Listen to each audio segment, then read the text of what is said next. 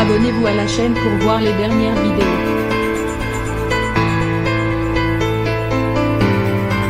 Pendant 9 ans, elle a été l'une des têtes d'affiche de la populaire série de TF1 Femme de loi.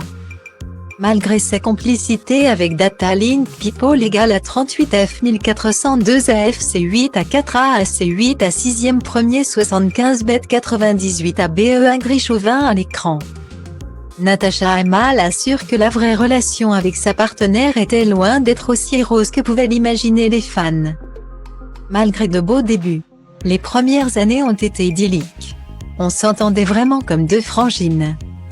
Elle a eu un énorme succès et je l'en ai félicité, mais ça a un petit peu coloré une relation. Ce n'était pas pratique, dans ce calcul-là, de briller à deux, a-t-elle expliqué hier soir sur le plateau de TPMP People. La comédienne assure néanmoins ne pas en vouloir à son ancienne partenaire, estimant que son entourage avait joué sur la carrière de l'actrice de Demain nous appartient. Mais de cette époque dorée, Natacha Hamel ne retient pas que du positif, malgré l'avènement de sa carrière. Notamment en raison des coulisses d'un métier où tout n'est pas rose tous les jours. Après avoir révélé une étonnante anecdote sur sa rencontre avec Prince, son ancien compagnon, Natacha Hamel a abordé avec les chroniqueurs en plateau le sujet de l'équilibre homme-femme dans les médias et à la télévision.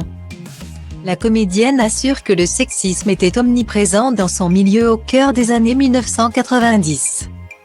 Avec notamment des expériences qu'elle n'est pas prête d'oublier, j'avais des réalisateurs qui me voulaient.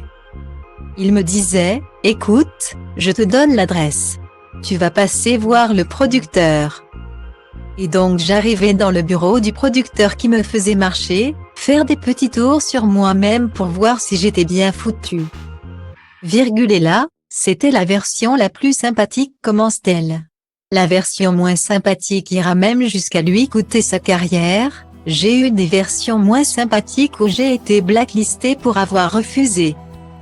À chaque fois qu'un directeur de casting me présentait pour un rôle, le producteur disait si elle est dedans.